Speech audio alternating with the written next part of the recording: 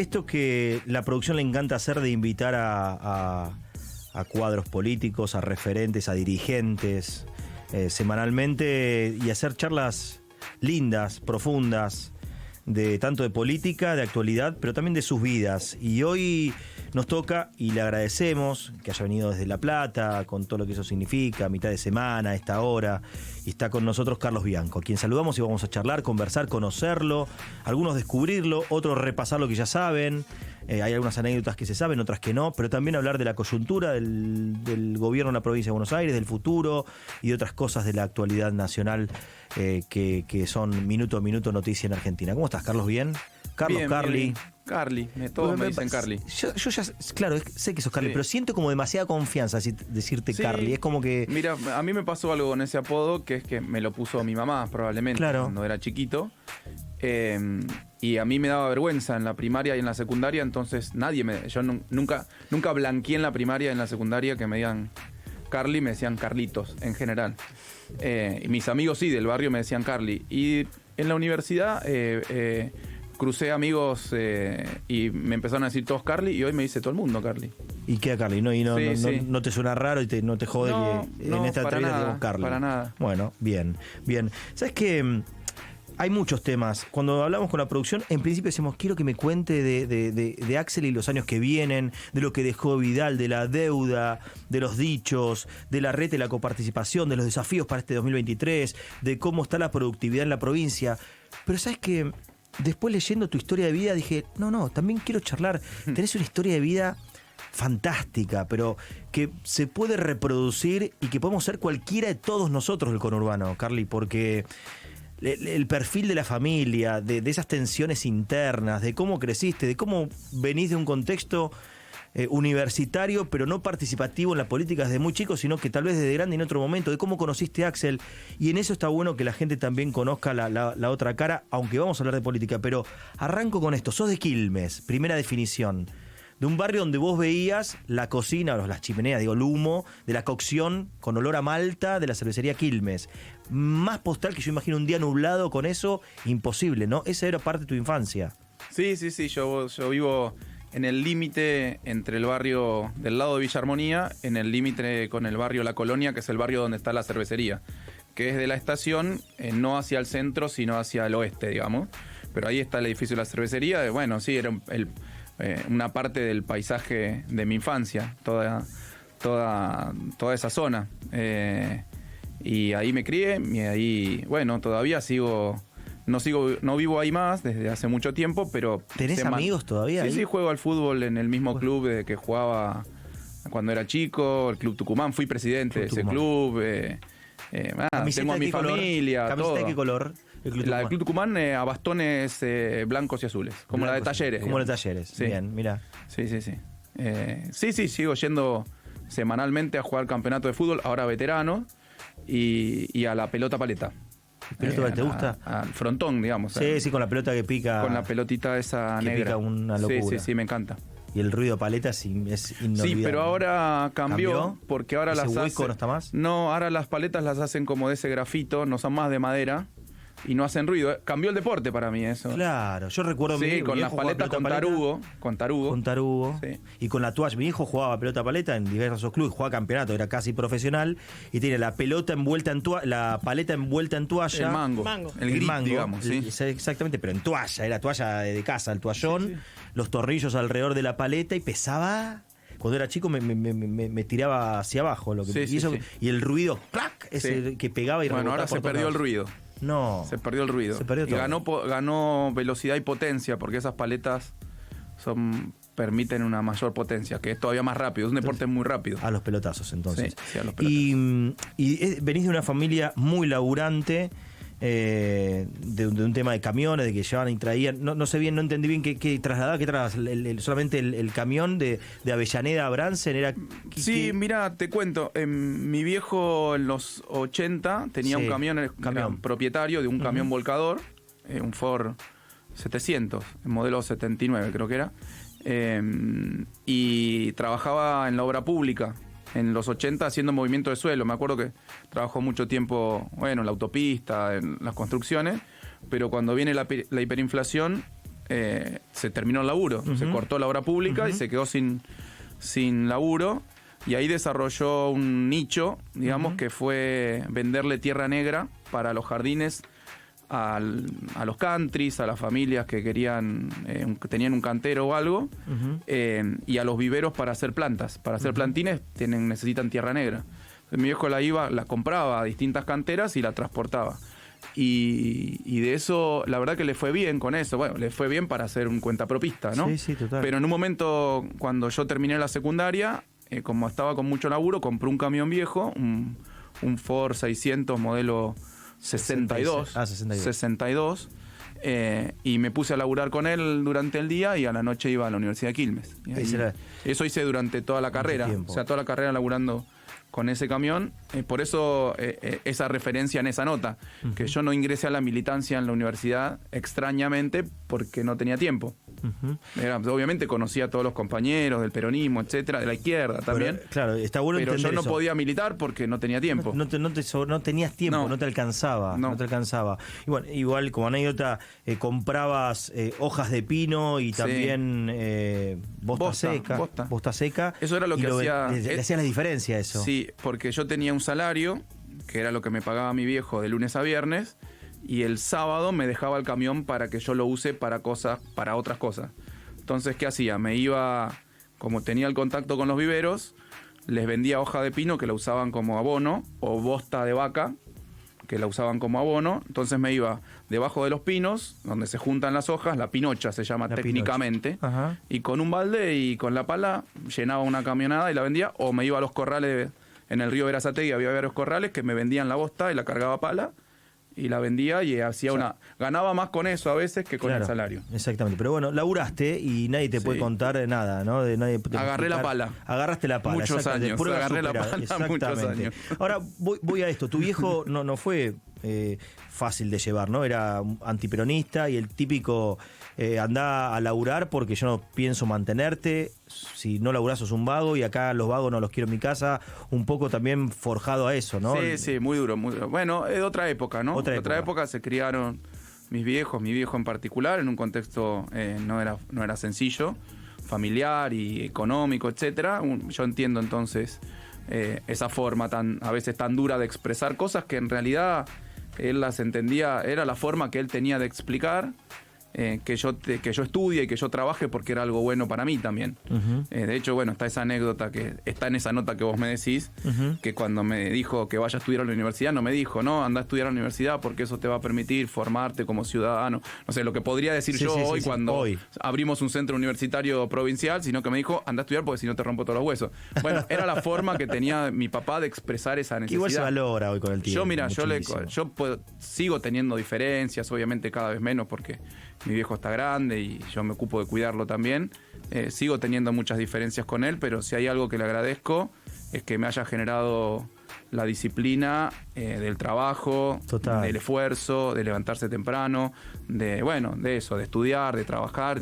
Se lo agradezco muchísimo, la verdad que se lo agradezco muchísimo. Es así, todo nos marca eso. Y quería llegar a esto, estudiaste en la universidad y ahí tuviste una primera referencia de Axel Kicillof con un profesor que lo menciona y lo destaca como un distinto al resto, ¿no? Entiendo que a vos te quedó guardado ese nombre, lo retuviste y cuando fue profesor de la Universidad de Quilmes, donde vos vivías y estudiabas, te anotaste en esa materia, ahí lo conociste, primer contacto, después fuiste docente, participaste, te involucraste, primer intento de involucramiento a través de una cátedra y de un pensamiento económico para tratar de resolver los problemas nacionales. Una cosa así sería. Sí, de hecho, esa primera referencia que yo tuve de Axel en el año, si mal no recuerdo, 95 o 96, sería 95. Renovación creo. Del Menemato. Claro, la verdad que no me cayó simpática la referencia porque hubo un docente que nos lo nombró como ejemplo, él que tenía un alumno en la UBA que era muy bueno, que sabía de matemática, de computación, de economía y que nosotros éramos unos vagos, básicamente. Claro. Nos estaba diciendo eso, a diferencia de ustedes que no estudian, yo allá en la UBA. Y sí, la verdad no fue una referencia muy feliz para nosotros, digamos, en ese momento. ¿Él lo nombró como alumno? ¿Un alumno ejemplar? Era alumno de él, como alumno ejemplar y se destacaba entonces, contraponiendo a nosotros que básicamente aprendan nos de Kicillof, tratando de vago, básicamente. Así que, pero después cuando en el 98, cuando él apareció en la oferta académica, ya teníamos alguna otra referencia de él y nos anotamos, éramos un grupito de 4 o 5 que nos anotamos por Axel porque queríamos conocerlo y queríamos ver cómo. Teníamos ya la historia esa de que Axel enseñaba distinto la economía, enseñaba no con manuales, sino con los textos originales de los autores, de Mitre, Ricardo, de Marx, etcétera, de Keynes. Sí. Entonces, nos anotamos para eso, para formarnos con él y con su grupo, porque Axel ya tenía un grupo en donde estaban, Augusto Costa, grandes amigos ahora, Javier Rodríguez, Ceci Naón, varios compañeros que siguen estando con nosotros. Y después ya ahí una vez que lo conocí, empezamos en los 2000 empecé a dar clases en la UBA, en el grupo de él, en la cátedra de él, y empezamos a forjar una relación más académica al principio y después más política.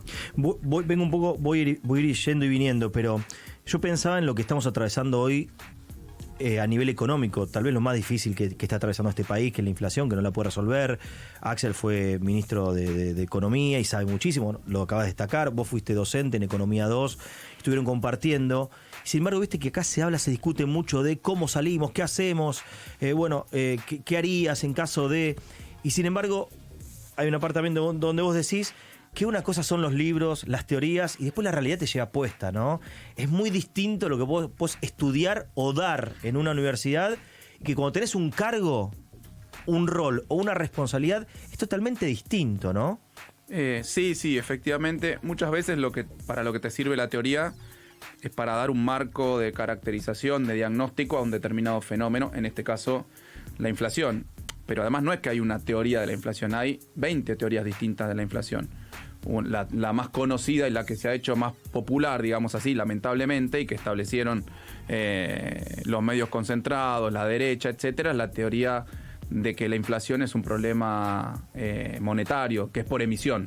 Uh-huh. Que la única razón por la cual hay inflación es la emisión y por lo tanto para cortar esa emisión tenés que bajar la cantidad, reducir la cantidad de dinero. Después hay otras teorías que son compatibles. El ajuste, que es por el déficit fiscal o porque es por los salarios altos. Hay distintas explicaciones de la derecha, si querés vos, respecto a la inflación, pero también hay explicaciones alternativas. La inflación... Es multicausal. Sí, por eso, es multicausal. Hoy en día vos tenés dando vuelta algunos fenómenos externos, como fue la inflación de alimentos que se produjo en el último tiempo, los impactos de la guerra, de la sequía, de la pandemia, que cortaron cadenas de valor, etcétera, y eso genera una inflación. Eso te explica una parte. Después tenés factores endógenos. Yo creo que hoy el principal problema inflacionario tiene que ver con la falta de reservas internacionales. Que si vos pudieras reforzar con un buen shock de reservas internacionales el respaldo de tu moneda, y caerían las expectativas posibles de evaluación y eso te genera un control sobre eso, y después a eso se suman la gran concentración que tienen algunos sectores productivos que ante esa situación trasladan precios permanentemente. Uh-huh. Y eso porque son muy, muy concentrados. No digo que esa sea el origen, pero sí es un mecanismo de transmisión de la inflación.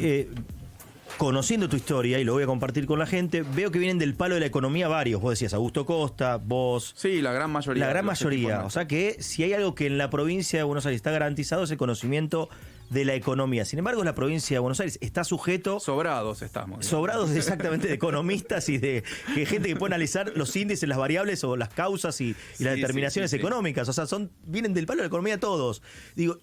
Pero aún así, seguís siendo dependiente de la economía nacional. No hay una economía provincial diferenciada. La inflación en la provincia no puede ser distinta a la nacional. No sos una isla. Elementos. Exactamente. Y no son como leones enjaulados que están ahí en la provincia y como mirando arriba a Nación a decir, loco, con Axel, con vos, diciendo, no sé, un tipo de consejo, de idea, de ayuda, asesoramiento. Porque con Axel, con Cristina y con el kirchnerismo vivimos momentos donde lo peor que nos podía pasar era que no haya crecimiento, sino que se haya estancado. Sí. Era lo peor que nos podía pasar. Ahora si bien hubo un crecimiento de la economía, se conoció hoy, el índice de inflación, insisto, es de lo peor de las últimas décadas. ¿No están ustedes así como ansiosos también por colaborar a nivel un poco más arriba? Sí. Yo de hecho se entiende, ¿no? Lo que soy de todos los que nos dedicamos a la economía, hoy el menos economista. Bueno, qué sé yo. Fuiste más a lo territorial. A lo territorial, a lo político, pero eso no quita que yo esté siguiendo permanentemente, junto con mis compañeros, no los análisis y diagnósticos económicos. Sí, un poco pasa eso, pero de todas formas, a ver, Axel sigue siendo un economista de consulta permanente de Cristina, discute temas económicos con Sergio. Mirá. Bueno, porque de última somos parte de un frente político en donde estas cuestiones se discuten. No hay una sola persona que discute las cuestiones. Más allá del rol de gobernador. Sí, obviamente. Es persona de consulta económica. Sí, de consulta, permanente. Y es cierto, en la provincia, si bien obviamente uno tiene que llevar adelante los asuntos económicos de la provincia, eso no es la macroeconomía. Es más la gestión del presupuesto, bueno, la reestructuración de la deuda, el manejo del Banco Provincia como instrumento, herramienta para el desarrollo productivo de la provincia, las cuestiones que se analizan impositivas desde ARBA. Hay toda una cuestión de asuntos económicos en la provincia, pero que no es sencillo, es un país. Que es de otro tipo de especie al de una nación, pero es cierto, vos no manejás ni incidís en la macro, o sea, no tenés instrumento, vos decís, hay que combatir la inflación desde la provincia. Y no tenés muchos elementos. Lo que sí podés hacer es controlar los precios, que es lo que estamos haciendo en conjunto con el gobierno nacional, pero bueno, es una función secundaria, digamos. Uh-huh. Y cuando vos hablás de deuda, de las cuestiones a corregir, ¿qué provincia recibieron? Entiendo, yo te lo digo desde la lectura básica y no profunda a nivel económico, pero entiendo que la proporción de deuda era, cuando asume Vidal, era mayoritariamente en pesos y poco en dólares, y se terminó yendo Vidal y era mayoría en dólares y poco en pesos. Revirtió la moneda en la que se debía. ¿Esto fue así? ¿Ustedes hoy cómo están a nivel deuda? Sí, efectivamente. Ustedes, nosotros, bueno, Axel la situación en general la denominó tierra arrasada porque es lo que encontramos en todas las áreas, no solo en la deuda. Pensá que ellos tienen un relato financiera. Totalmente distinto. Bueno, pero yo lo que digo, yo me remito a los hechos, a las cuestiones fácticas y políticas. En la primera sesión de la legislatura se aprobaron 7 emergencias en la provincia de Buenos Aires, votadas por unanimidad por los legisladores de Juntos por el Cambio, del PRO, por los radicales, emergencias de todo tipo y especie, financiera, tecnológica, administrativa, educacional, sanitaria. Lo dice todo, 7 emergencias. 7 emergencias, o sea, todas las áreas del gobierno en emergencia se votaron antes de que llegue la pandemia, porque vos decían, no, por la pandemia. No, antes. En diciembre de 2019 presentamos 7 leyes de emergencia diciendo el estado de la provincia es calamitoso, presentamos eso y los votó la oposición. O sea que no estarían bien las cosas en la provincia cuando llegamos si la oposición votó 7 emergencias en conjunto. En lo que respecta a la deuda, y sí, es como decís vos, había una deuda que estaba que se había dado vuelta a la composición en términos de moneda. La gran mayoría era en dólares, 80 y pico % que era en dólares, que se había incrementado además en términos de volumen y que eso nos llevó a tener que hacer una reestructuración muy costosa, porque inclusive es mucho más costosa que una reestructuración de deuda privada que puede hacer un gobierno nacional, que tiene otras herramientas, que tiene otra capacidad de negociación. Negociar con un país para un acreedor externo es mucho más difícil que negociar contra una provincia que es un pedacito de un país. Uh-huh. Entonces fue una negociación muy costosa en donde vos te enfrentás a fondos inversores, en muchos casos son fondos buitres disfrazados o no tanto, que por ahí la magnitud de fondos que manejan son 15 o 20 veces el presupuesto de la provincia. O sea que vos tenés que sentarte a negociar con tipos que económicamente y financieramente son mucho más poderosos que vos. Uh-huh. Y así todo se llevó adelante nuestro ministro de Economía, Pablo López, obviamente con la monitoreo y la instrucción directa del gobernador, un excelente proceso de renegociación de deuda que nos evitó tener que todos estos meses, todos estos años que pasaron, tener que pagar intereses de la deuda. La provincia. Y fue lo que nos permitió tener algún saldo para hacer obra pública en la provincia de Buenos Aires, para mejorar las escuelas, los hospitales. No es que nos cayó una torta de guita de algún lado. No, trabajamos para no tener que pagar intereses de la deuda en dólares y que esos fondos se puedan dedicar a la producción, a la educación, a la seguridad, a la salud. Vos me dirás, bueno, pero sigue habiendo problemas en la provincia. Claro, por supuesto que sigue habiendo problemas. Los problemas estructurales no se solucionan en un año ni en un periodo de gobierno. Por eso son estructurales, si no serían problemas coyunturales. Claro, hay que seguir. Lo que hizo el gobernador, a diferencia de Vidal, que escondía todos los problemas con pauta, propaganda, etcétera, el gobernador los puso arriba de la mesa, dijo, tengo problemas en seguridad, tengo estos problemas en educación, tengo estos problemas en salud, tengo estos problemas productivos, tengo estos problemas de empleo, démosle un camino de solución a todo esto con los recursos que tenemos. Muchas cosas se avanzó mucho, en otras no tanto, porque a veces hay falta de recursos, hay coyunturas complejas, además tuviste la pandemia. Las 7 plagas de Egipto y creo que un poquito más.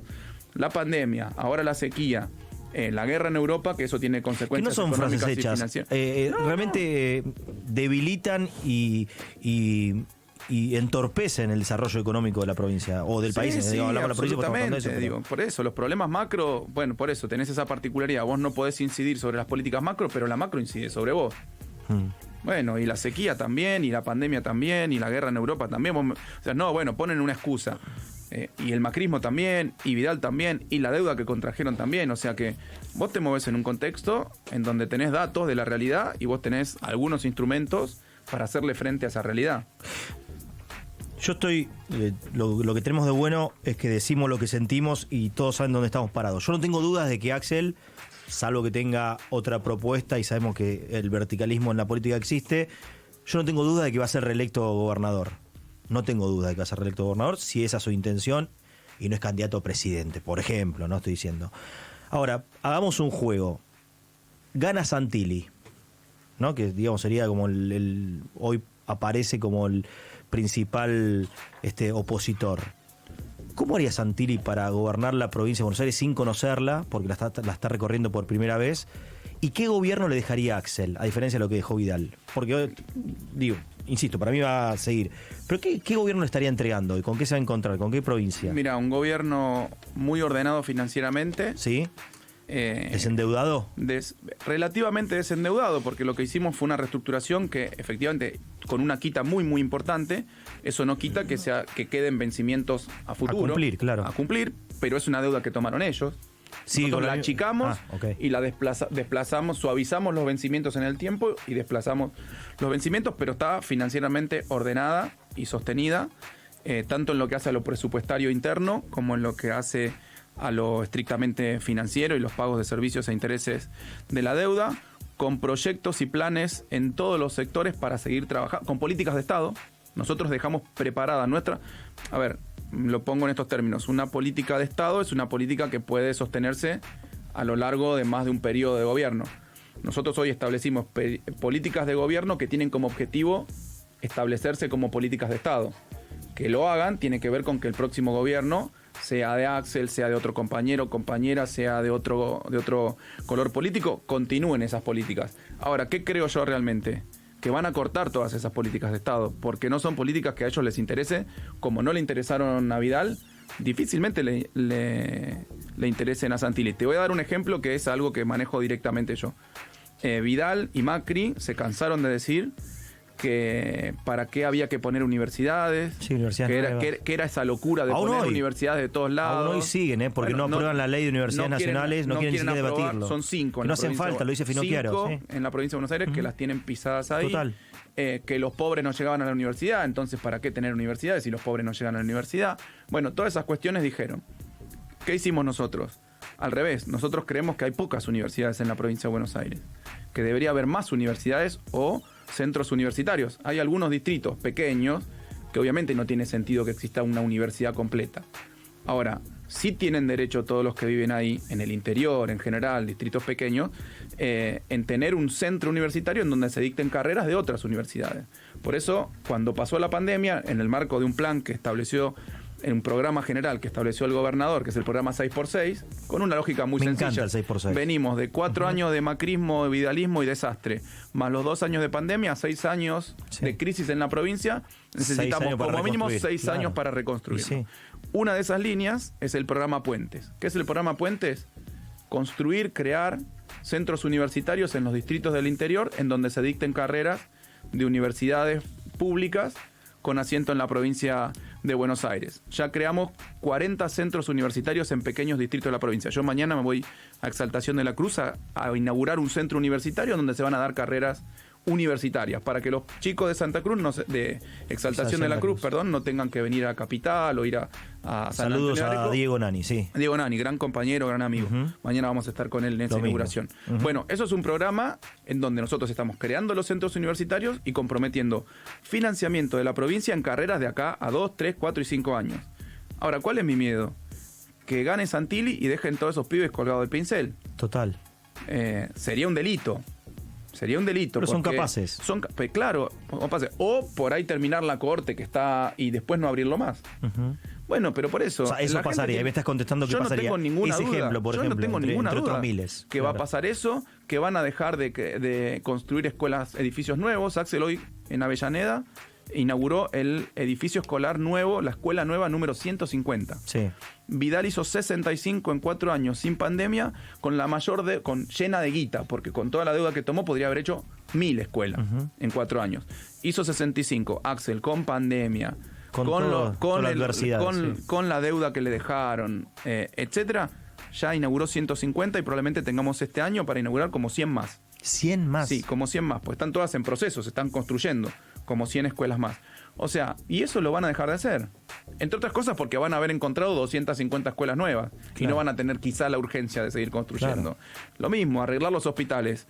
Porque si no lo hicieron durante su periodo, mirá lo que hacía Vidal.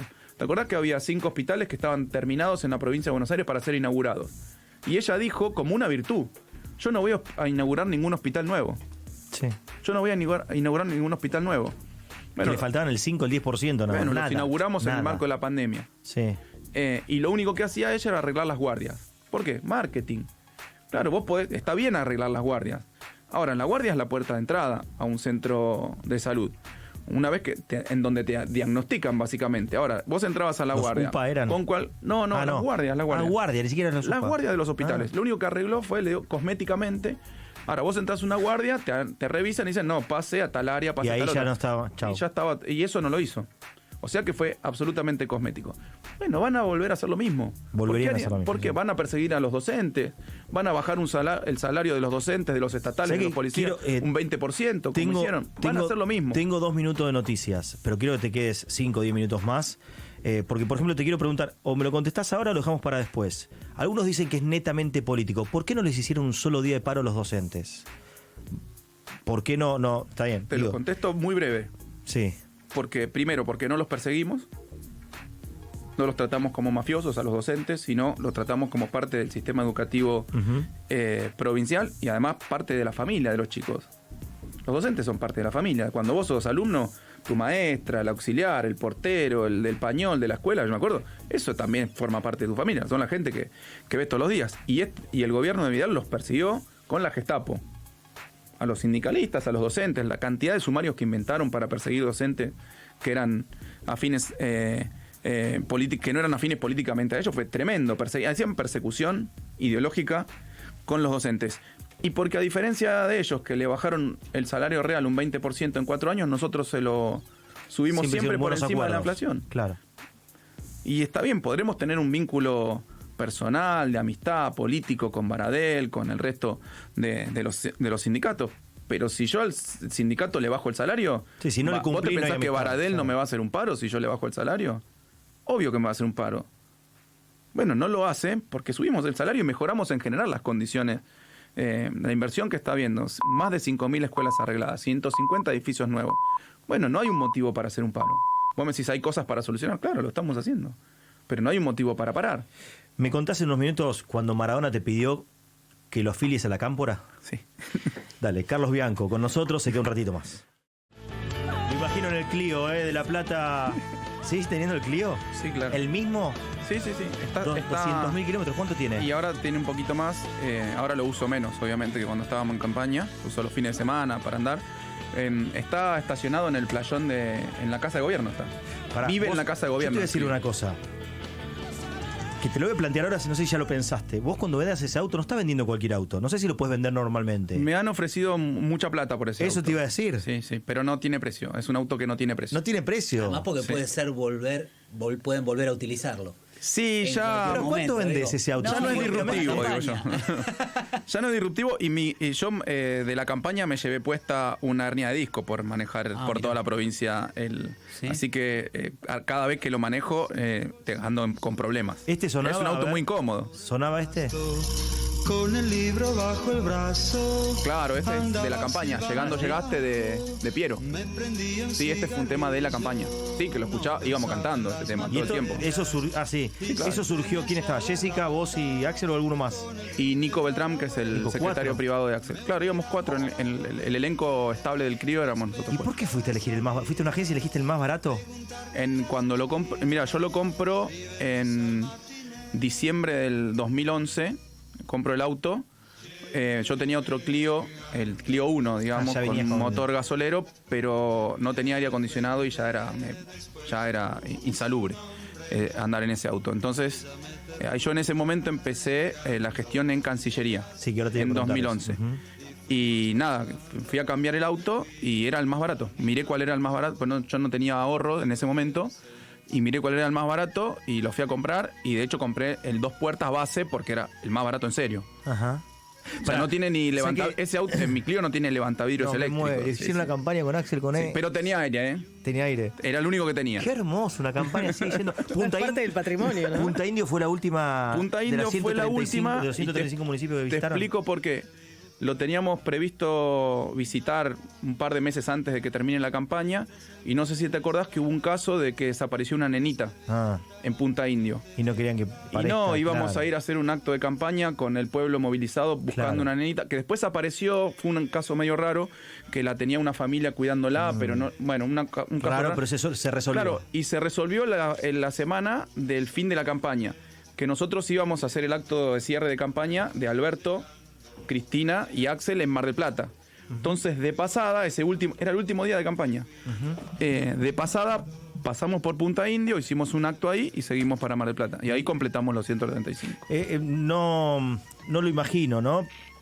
Pero pasaba esto de iban a un pueblo y los invitaban a comer a una casa y si pintaba o eran más organizados. O sea, digo, llegaban, no sé, a Roque Pérez, no sé si el Chinchu o alguien, digo, ¿pintó asado y sale asado o era no, tenemos que cumplir con esto, formalidades? No. Si eran más protocolares, digo, ¿Más ¿no? protocolar o no? No. Era lo que pintaba. había. Torta frita, asado, cuernito de grasa, lo que había.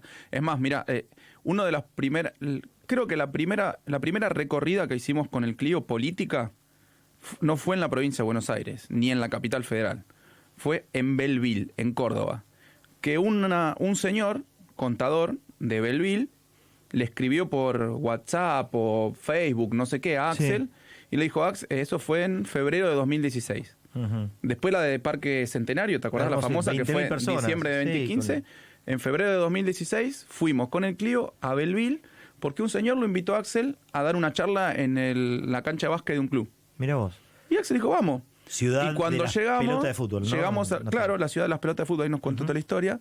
Cuando llegamos nos invitó a comer con su familia y almorzamos milanesa con ensalada, No lo puedo con el señor y sus 2 hijos y su señora, comimos ahí y después Wow. nos fuimos a hacer el acto y después nos fuimos para Córdoba capital. Mira vos, arrancaron por Sí. Córdoba, la provincia más difícil Sí. de todas. Pero lo loco fue que fuimos a ese acto que habrán venido unas 1000 personas en Belleville, es un montón. Un montón. Y después en Córdoba capital, a los 6 meses, a los 3 meses de haber perdido las elecciones, 70-30, nuestra fuerza política, había 20.000 personas en una plaza, en un parque en Córdoba, escuchándolo a Axel. O sea, era como medio delirante todo. Fue hubo un momento de Axel como un rockstar, ¿no? De generar ese furor que no tantos políticos, gritos, hacía alarido de las chicas, las mujeres, lo tiraban, lo tironeaban.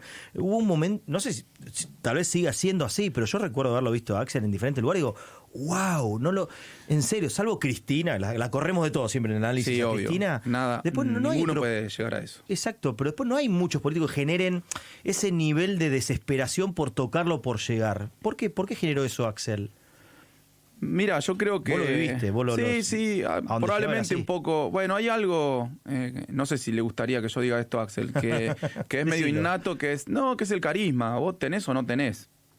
Hay algo que Así es... nacés. Sí, es innato, me parece.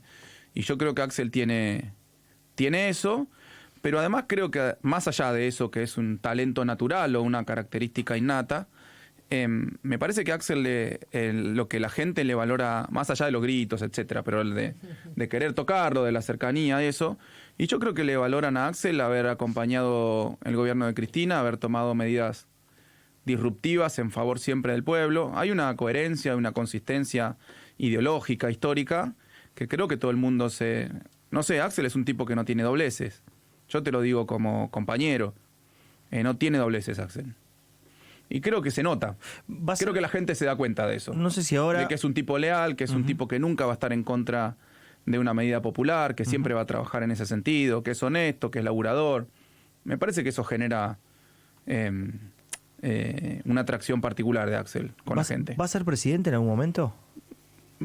Te lo contesto de otra forma. Yo lo conozco como hablábamos hoy desde el año 98, Axel. Yo, Axel, nunca lo escuché decir quiero ser diputado, quiero ser senador, quiero ser jefe de gobierno, quiero ser gobernador o quiero ser presidente. Sí. Nunca, Nunca lo escuché decir quiero tal cargo. Digo, yo soy un militante, formo parte de un proyecto político, obviamente que tendrá sus ambiciones, no personales, sino colectivas. Pero yo veo un pibe jugar y digo, este va a jugar en la primera de Boca, seguro, y termina bueno, eso. Digo, vos lo ves así, o sea... Es gobernador de la provincia de Buenos Aires y de ahí a ser un candidato a algo es medio inmediato. No sé, lo determinará la historia y el pueblo, que son los que determinan el devenir hablando de las cosas. Hiciste acordar, mira, Tuk Tuk la historia, me acuerdo Sirven con Vidal, cuando decía Tuk Tuk es la historia, María Eugenia, si te toca hacer... No sé, nosotros nunca nos tocó la puerta la historia. No, pero pará, que recién hablabas del Clio, que fui, compré el más barato. Me hiciste acordar a escuchá este audio, a ver, ¿y qué opinás de esto? A ver, escúchalo. Obvio. Si entras pobre... Obvio. Yo entré, cuando era gobernadora, entré con una casa y un auto. Me separé, tengo media casa y medio auto.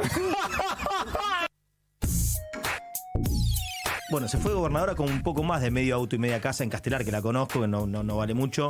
Hoy se compró un departamento de un palo verde en el barrio más caro de la ciudad de Buenos Aires.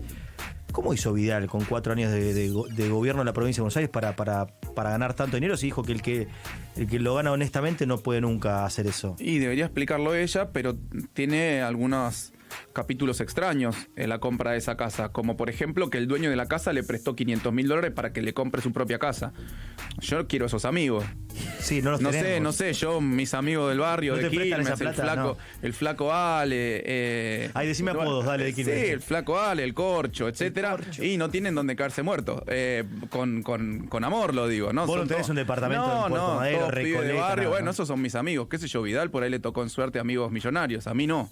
Pero bueno, más allá de la chanza, de la broma. No, es serio. Bueno, me parece que eso es, no sé, debería estar explicándolo en la justicia.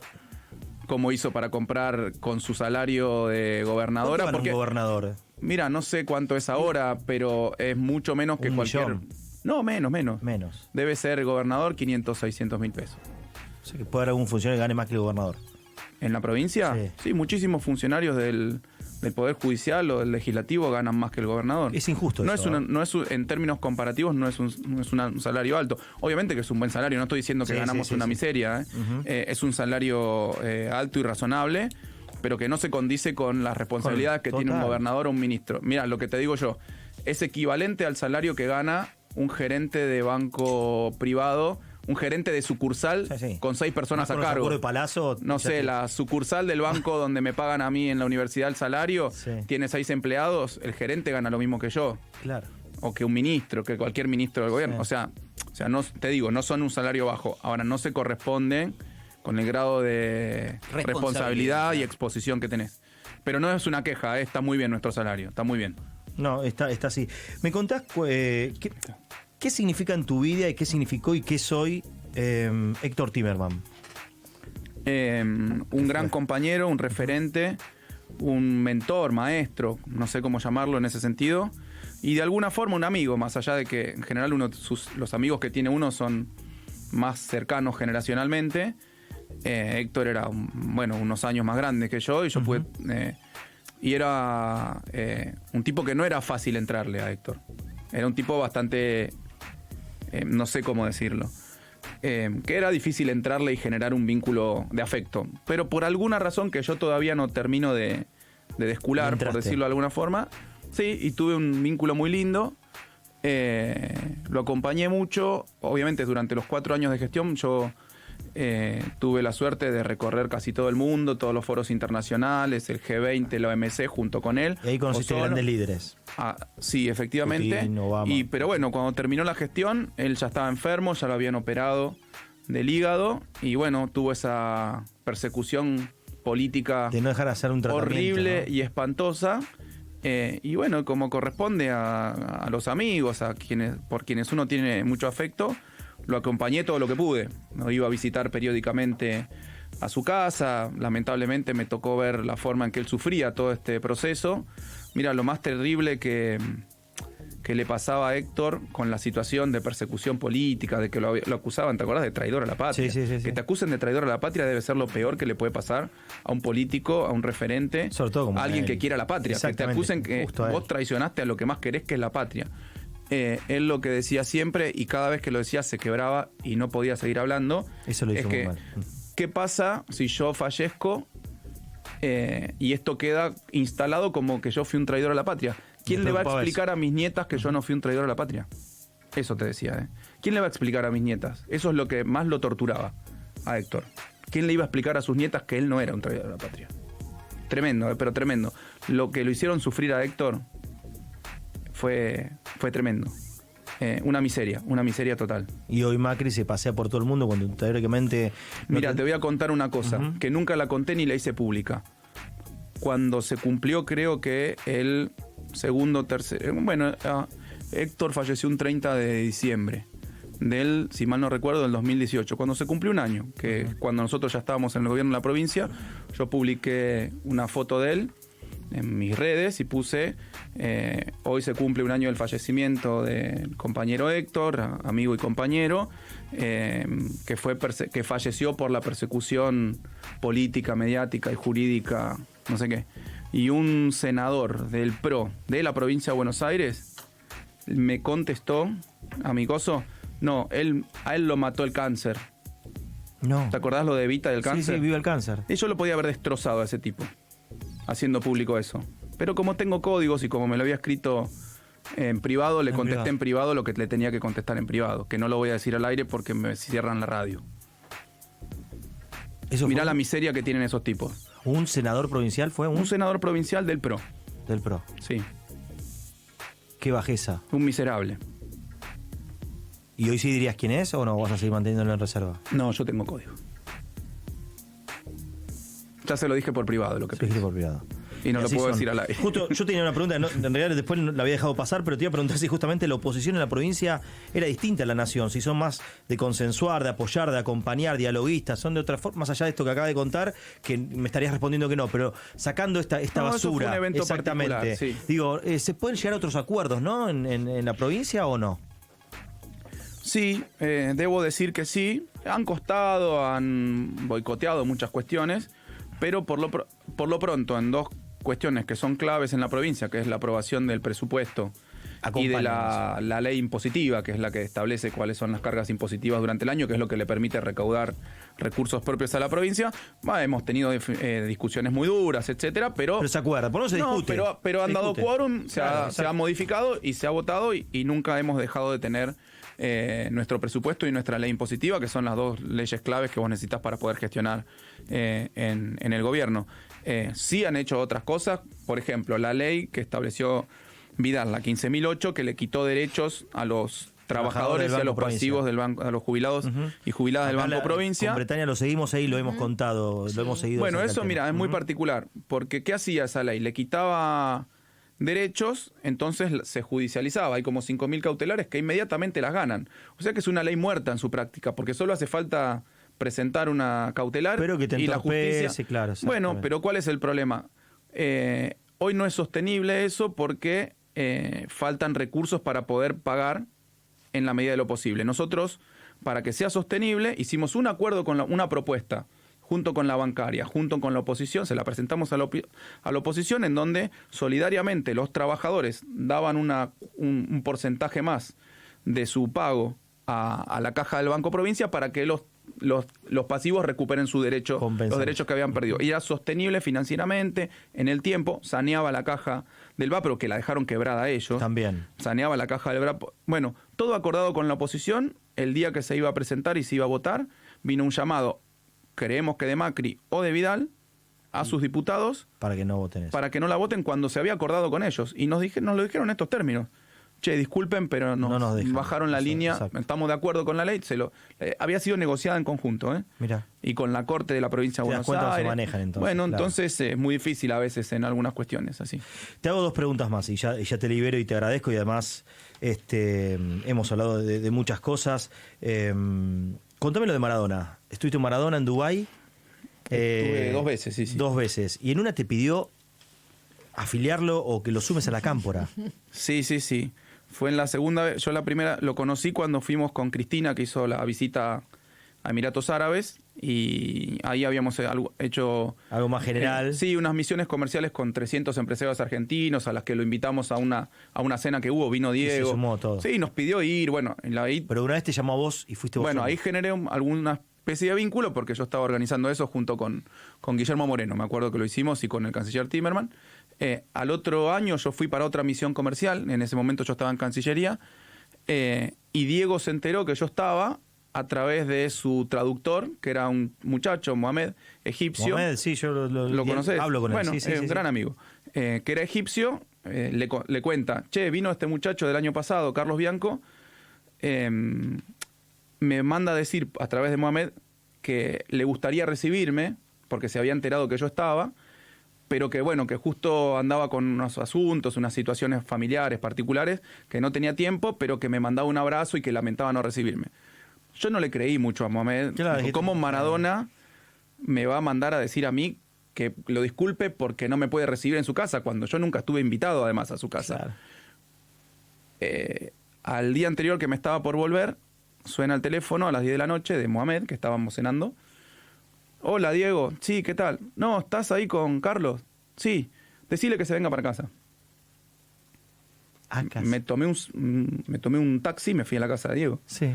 Y estaba terminando de cenar, me hacen pasar a una sala, después viene Diego y me quedé hablando 2 horas con Diego. No. Mano a mano. Qué lindo. Me contó, sobre todo de política, me quedé hablando. ¿Viste? Ujú. Me contaba todas sus charlas con Chávez, con Fidel Castro, lo que le había enseñado de política de Fidel Castro, que Fidel Castro le decía que él tenía que hacer política porque era una persona muy capaz y muy querida y muy carismática. Bueno, todo eso. Y en un momento me dice, che, vos sos de la Cámpora, me dice, ¿no? Digo, no, orgánicamente no, pero son mis amigos, mis compañeros, generacionalmente, estamos trabajando todos juntos, sí, pero ¿qué necesitas? Yo me quiero afiliar a la Cámpora. Ay, Diego. ¿Viste? Le digo, bueno, no, le digo, bueno, afiliar no porque no es un partido, Claro. le digo, pero sí yo no lo puedo definir, porque aparte yo, aunque sea, no soy de la mesa de conducción de la Cámpora, pero yo voy a pasar el mensaje, Diego, tranquilo, para que Seas parte de la cámpora. seas parte de la Cámpora. Y me acuerdo que llegué al hotel antes de irme al aeropuerto y le escribí a Axel, che, Axel, está pedido. Axel le contó a Máximo. Algunos compañeros dijeron, ¿pero cómo no lo afilió? Digo, no, porque no lo podía afiliar. No me correspondía. ¿Cómo le hiciste firmar? Y me acuerdo que Axel después me contestó que Máximo le dijo, no, estuvo muy bien el compañero, es un militante ordenado, le dijo. Y no pasó nada después con eso, no, quedó ahí. Sí, hubo un vínculo. Hubo un vínculo. Sí, hubo un vínculo. Sí, de hecho hay alguna foto de Diego, algún video con la remera de la Cámpora, pero sí, muy linda. ¿No vas a ser Muy lindo recuerdo. ¿No vas a ser candidato a algo? No sé. Apa, ese no, ya está. Pero no porque no porque Te quiera. veo, te veo. No porque quiera o porque no quiera, porque yo voy a hacer lo que me digan que tengo que hacer. No, pero es verdad, no es cassette. No es cassette. Bueno, correcto, te acepto, vas a hacer lo que te digan. Voy a hacer lo que me digan, ¿No tenés sí. ganas de hacer algo, decir, bueno, que la gente me elija, que me conozcan? Sí, a todos los que hacemos política nos gusta eso. Pero ¿Qué te gustaría hacer? ¿Diputado? ¿Intendente? A mí me gusta más lo ejecutivo que lo legislativo. Me divierte más me parece que puedo sumar más en una cuestión ejecutiva que en una legislativa. Porque aparte, nada, me acostumbré a eso.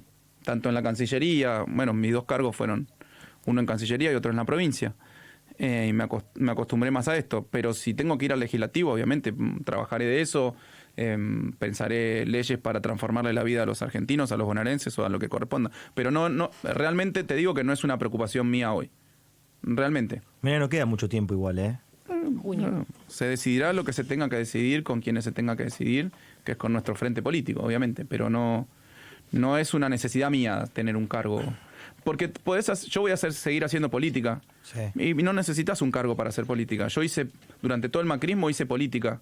Y no tenía No ningún necesitas un cargo. cargo para hacer política, pero la gente necesita dirigentes en sus cargos para que hagan determinada política, Obviamente ¿no? que si Entonces, sos diputado, por ejemplo, si sos senador, más allá en lo legislativo, digo, ¿no? Y bueno, vas a tener un micrófono más grande para hablar y para dar tus posiciones y para presentar leyes y transformar la realidad. Pero yo no necesito tener eso la- para hacer política. Yo con un Clio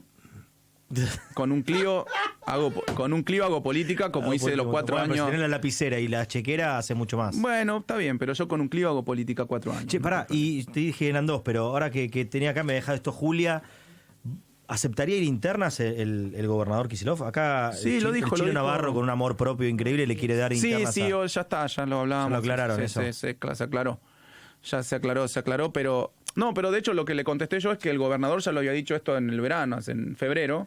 Dijo que... Chino, dale. No, bueno, pero que cualquier compañero Como que yo le quiera tenga un jugar torneo de penales a proyecto... Messi, es como... ¿Cómo?